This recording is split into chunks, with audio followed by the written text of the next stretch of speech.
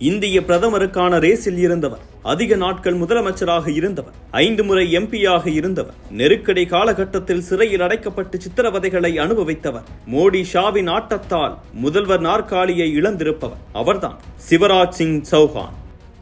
மத்திய பிரதேசத்தின் ஷெஹோர் மாவட்டத்தில் 1959ஆம் ஆண்டு பிறந்தார் சிவராஜ் சிங் சௌஹான். போபாலில் உள்ள மாதிரி பள்ளியில் படித்துக் கொண்டிருந்த சௌஹான் அப்போது நடந்த மாணவர் தேர்தலில் பங்கேற்று வென்றார். அந்த சமயம் காங்கிரசுக்கு எதிராக பல்வேறு குற்றச்சாட்டுகள் ஜனசங்கத்தாலும் ஜெயபிரகாஷ் நாராயணனாலும் வைக்கப்பட்டன. இதை கவனித்த சௌஹான் ஜனசங்கத்தில் சேர்வதென்று முடிவெடுத்தார். சேர்ந்ததோடு மட்டுமல்லாமல் இந்திரா காந்தி அரசுக்கு எதிரான போராட்டங்களில் தீவிரமாக பங்கேற்றார். ஒரு கட்டத்தில் போராட்டங்கள் வீரியமாக நெருக்கடி நிலையை கொண்டு வந்து அவற்றை அடக்கினார் இந்திரா. அப்போது கைது செய்யப்பட்டு சிறையில் அடைக்கப்பட்டார் சௌஹான். ஏறக்குறைய 2 மாத காலம் சிறையில் இருந்தார். இதற்கு பிறகு RSS அமைப்பில் சேர்ந்து செயல்பட தொடங்கிய சௌஹான் முதுநிலை படிப்பில் தங்க பதக்கத்தை பெற்று தேர்வானார். அதன் பின்னர் தொடர்ந்து பாஜகவில் தீவிரமாக செயலாற்றி வந்தார். இந்த சமயத்தில் அத்வானி மற்றும் வாஜ்பாயின் அறிமுகம் கிடைக்க தன்னுடைய அரசியல் ஈடுபாட்டை இன்னும் அதிகமாக்கிக் கொண்டார். அதன் பலனாக 1990ஆம் ஆண்டு மத்திய பிரதேச சட்டமன்ற தேர்தலில் போட்டியிட சௌஹானுக்கு வாய்ப்பு கிடைத்தது. அதில் வென்று முதல் முறையாக மத்திய பிரதேச சட்டசபைக்குள் நுழைந்த சௌஹானுக்கு அடுத்தடுத்து வாய்ப்புகள் அமைந்தன. அத்வானியின் ஆசியால் 1991இல் மக்களவை தேர்தலில் போட்டியிட வாய்ப்பு கிடைத்தது. அன்று தொடங்கிய சௌஹானின் டெல்லி அரசியல் 5 முறை எம்பியாக்கியதோடு நாடு முழுக்க இருந்த பல்வேறு கட்சிகளோடு நெருங்கி பழக வாய்ப்பையும் கொடுத்தது. சௌஹானும் அதனை சரியாக பயன்படுத்திக் கொண்டதோடு மத்திய பிரதேச முகமாக தன்னை மாற்றிக்கொண்டார். சிறப்பாக செயல்பட்டு வந்த சௌஹானுக்கு கட்சியிலும் அடுத்தடுத்த பதவிகள் கிடைத்தன. குறிப்பாக பாஜகவின் நம்பிக்கையாக பார்க்கப்பட்ட இளைஞர் பிரிவின் தலைவராக நியமிக்கப்பட்டார். இதனிடையே மத்திய பிரதேசத்தில் காங்கிரசுக்கு எதிரான மனநிலை உருவாக அதனை சரியாக அறுவடை செய்து கொண்டு வந்தது பாஜக. இதனால் 2003இல் ஆட்சி அமைக்க வாய்ப்பு இருப்பதாக அக்கட்சி நம்பியது. இதை மனதில் வைத்து சட்டமன்ற தேர்தலில் மீண்டும் போட்டியிட்டார் சௌஹான். மத்திய பிரதேசத்தை மொத்தமாக அள்ளியது பாஜக. ஆனால் சௌஹானால் வெற்றி பெற இயலவில்லை. திக்விஜய் சிங்கிடம் தோற்று போனார். ஆனால் காலம் சௌஹானுக்கு வேறு ஒரு வாய்ப்பை வழங்கியது. மத்திய அமைச்சராக இருந்த உமா பாரதியை நம்பி மத்திய பிரதேச களத்தில் குதித்தது பாஜக. அவரும் பாஜகவை வலுப்படுத்த அவரையே முதல்வராக்கியது பாஜக.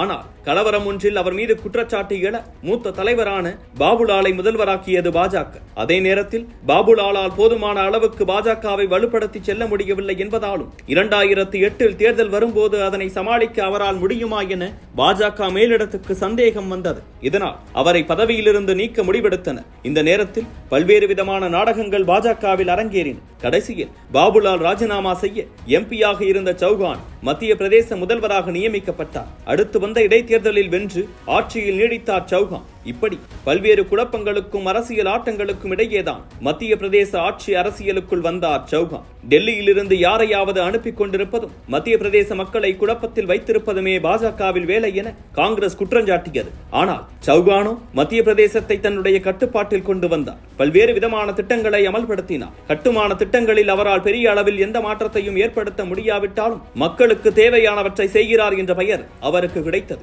ஒரு கட்டத்தில் பாஜக முழுக்க பரிச்சயமானார் சௌஹான். தேசிய அளவிலும் சௌஹானுக்கு நல்ல பெயர் இருந்தது. அந்த சமயத்தில் மோடி குஜராத்தில் மட்டுமே அரசியல் செய்து கொண்டிருந்தார். அதோடு தேசிய அரசியலுக்கு வரும் எந்த முன்னேற்பாடும் அவரிடம் தென்படவில்லை. ஆனால் சௌஹானே பிரதமர் பதவிக்கு தயாராகி கொண்டிருந்தார். ஆனால் சௌஹானின் ஆசையை நிராசையாக்கியதோடு அவரை முற்றிலுமாக ஓரம் கட்ட முதல் விதையை போட்டார் ராஜ்நாத். பாஜகவின் தலைவராக நியமிக்கப்பட்ட ராஜ்நாத் அத்வானி அணியாக பார்க்கப்பட்ட சௌஹான், கட்கரி, சுஷ்மா ஆகியோரை ஓரங்கட்டினார். மெல்ல மெல்ல குஜராத்தில் இருந்து மோடியை டெல்லிக்கு அழைத்து வர தொடங்கினார். சௌஹான் கடைபிடித்து வந்த மிதமான இந்துத்துவ கொள்கையே அதற்கு காரணமாக பார்க்கப்பட்டது.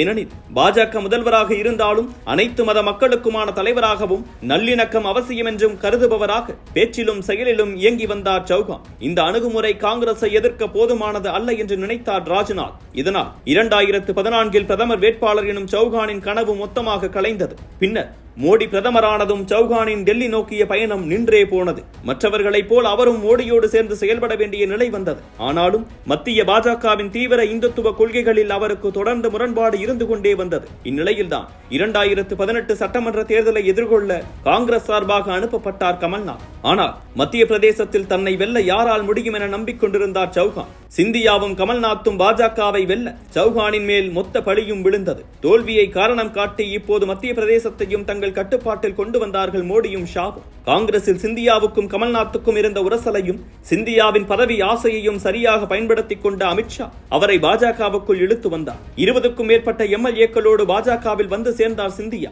கமல்நாத்தின் காங்கிரஸ் ஆட்சி கவிழ்ந்தது. ஒருவேளை திக்விஜய் சிங் முதல்வராக இருந்தால் இந்த சம்பவம் நடைபெறாமல் தடுத்திருக்க முடியும். சிந்தியாவின் வருகையால் மத்திய பிரதேசத்தில் மீண்டும் பாஜக ஆட்சி அமைந்தது. ஆனால் இதற்கு காரணமாக சௌஹான் இருக்கவில்லை.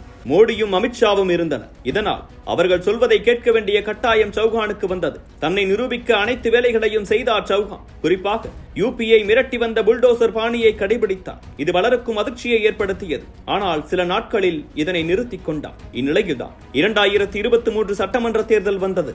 சௌஹானை முதல்வர் வேட்பாளராக யாரும் முன்மொழியவில்லை. அவரும் கூட அதனை எங்கும் சொல்லவில்லை. காங்கிரஸை மோசமாக வீழ்த்தி ஆட்சிக்கு வந்தது பாஜக. யார் முதல்வர் என்பதை தீர்மானிக்க டெல்லியில் கூட்டம் நடைபெற்றது.